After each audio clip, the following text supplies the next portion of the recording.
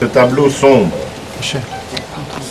qui vient d'être brossé, le rassemblement par ma voix exprime son attachement à l'accord du 31 décembre 2016 et à la suite de notre peuple, nous récusons toute solution en dehors de la mise en œuvre diligente et conforme de cet accord. C'est pourquoi je lance un appel solennel au peuple congolais à se prendre en charge et le rassemblement décrète un plan de mobilisation générale contre la réinstauration de la dictature dans notre pays, axé sur les actions ci-après. À dater de ce jour, je demande au peuple congolais de 1. Demeurer en état d'alerte et de résistance. 2. Contribuer à la réussite de la journée ville morte sur toute l'étendue du territoire national le lundi 3 avril 2017. 3. Soutenir la grève générale décrétée par les syndicats le mercredi 5 avril 2017. Et enfin, 4. Participer massivement à la marche pacifique annoncée par l'UDPS pour la date du 10 avril et d'autres manifestations publiques pacifiques pour revendiquer l'application de l'accord de la Saint-Sylvestre du 10 au 24 avril 2017. Je vous remercie. Sous la médiation de la CENCO, se sont clôturés sur fond de blocage.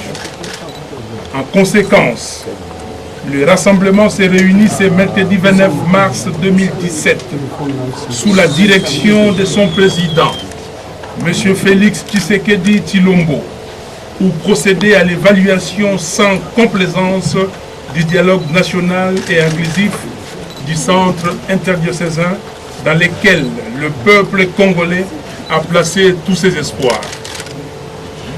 Le rassemblement exprime sa plus vive préoccupation face à la situation des chaos provoqués par la rupture, sans la signature de l'arrangement particulier ad hoc des discussions relatives aux modalités de mise en œuvre de l'accord politique global et inclusif du 31 décembre 2016. Le rassemblement rappelle qu'il a souscrit au dialogue national inclusif organisé sous la médiation de la CENCO, conformément à la résolution 2277 du Conseil de sécurité des Nations Unies, afin de donner une dernière chance à une sortie de crise apaisée par l'organisation d'élections crédibles en 2017 et ainsi assurer un retour au fonctionnement régulier des institutions de la République.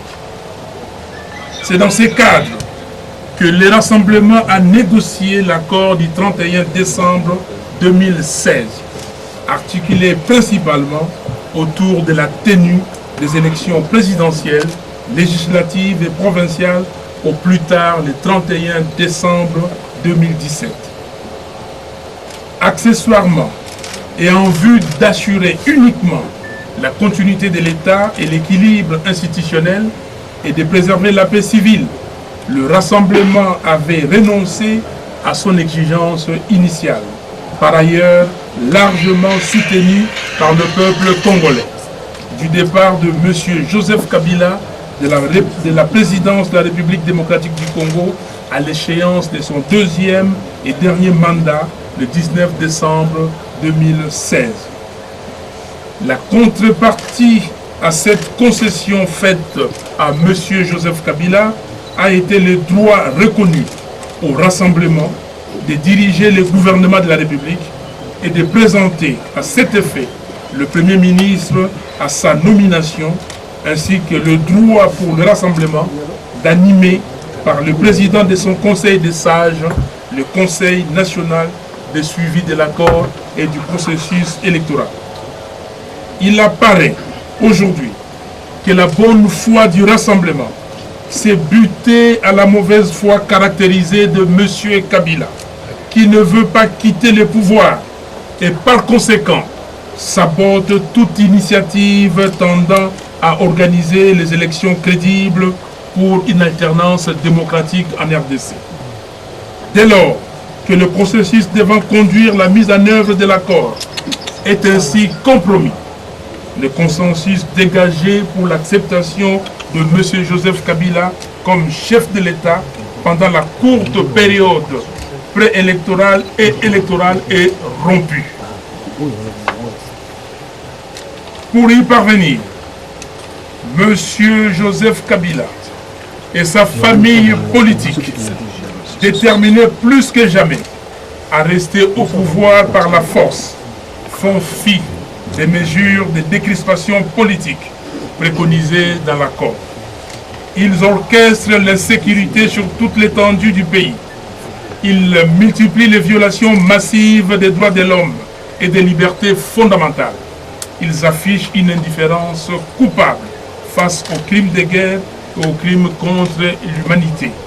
Crimes perpétrés ouvertement, de manière systématique et générale dans le cadre des opérations militaires contre les populations civiles au Kasaï. Bien plus, ils se distinguent par un cynisme criminel et une arrogance que rien ne peut justifier face à la paupérisation accélérée de nos concitoyens. Le tout dans le but d'empêcher la tenue des élections. De tout ce qui précède, les rassemblements tirent la conclusion que M. Joseph Kabila ne veut ni de l'accord du 31 décembre 2016, ni d'une issue pacifique à cette crise. Il n'a renoncé ni à son projet de rester indéfiniment au pouvoir, ni à celui d'organiser à cet effet un référendum constitutionnel. Le rassemblement rappelle à l'opinion nationale et internationale qu'en bloquant délibérément le processus électoral et en désacralisant les institutions républicaines, réduites en simple instrument de conservation du pouvoir, M. Joseph Kabila, sa famille politique et leurs alliés sont les seuls responsables de la situation de crise politique, sécuritaire, économique et sociale que connaît actuellement la République démocratique du Congo et qui frappe durement le peuple congolais. Dès lors, comme toutes les autres institutions de la République, M. Kabila est dépourvu de toute légitimité.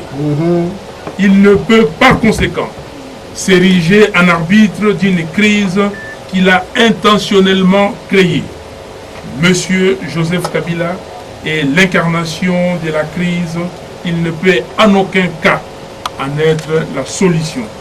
N'est-il donc pas aujourd'hui le problème congolais? Je vous remercie.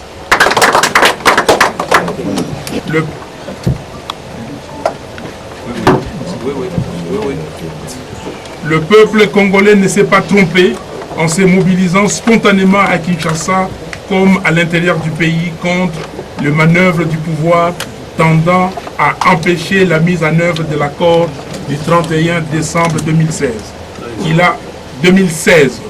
Il a ainsi démontré sa maturité et son engagement politique.